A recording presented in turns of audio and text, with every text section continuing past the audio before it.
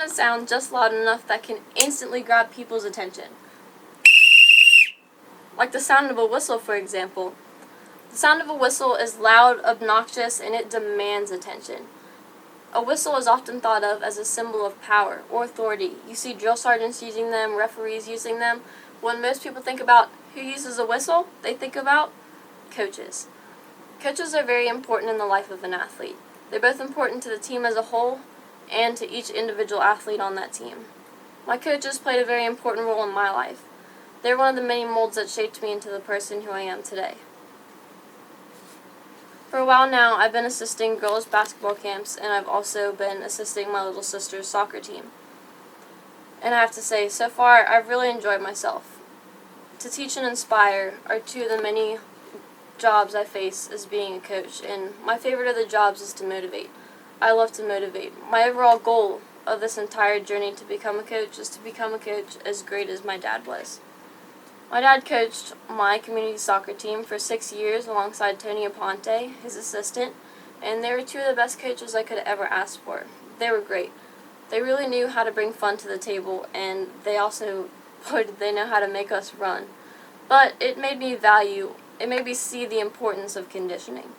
I mean, we weren't known as a second half team for nothing. We'd always pull through in the second half and dominate, while other teams usually they wore themselves out after the first. One of their key roles, one of the best coaching traits that they had was their motivation. Hearing them yelling at us and screaming at us across the field to run and hustle, it made it really hard to give up on a loose ball or anything for that matter. So, when I got to high school, I brought some of that motivation to my basketball team. And it worked pretty well. I learned that a little bit of excited cheering for your teammates can really get them going. And sometimes it can be a game changer. Motivation can really change the atmosphere of a game, and it can pump you up. So I brought this to my little sister's soccer team while I was coaching them, and it worked pretty well there too. But I learned that what motivates some may not motivate others. So motivating some girls was definitely more difficult than others, but some of them just needed a little bit of inspiration sometimes. And I like to inspire because it made me feel like I was pushing them to be the best athletes that they can be. Knowing that I have that power of influence on them, I love every second of it. But of course with coaching there comes a serious side of things, which is teaching. Teaching definitely brings out my serious side because I believe in the importance of improvement. It's one thing when you're young and you're playing a sport and you're just playing it because it's a hobby or something to do and maybe your parents just signed you up for it.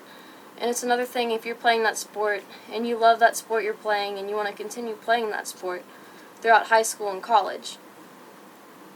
That's why I heavily believe in teaching the basic skills of a sport, because once you have a solid foundation of skills, the basic skills of a sport, it's easier to add on more complicated skills. And without those basic skills, it's really hard to learn new ones. But this is one of the many reasons why I want to stay on this road to coaching. I want to help young athletes, and I want to teach them. I want to help them improve their skills. I want to motivate them. I want to inspire them. I know they just need the right push, and I plan to do everything I can to help them reach their goals, because I want to see them succeed. In conclusion, soon enough, I'll have my own whistle, and I'll be the coach of my own soccer team, the head coach of my own soccer team, or basketball team for that matter. But on this journey, I'm going to strive to be the best coach I can be, and so I can be remembered like my dad and Tony.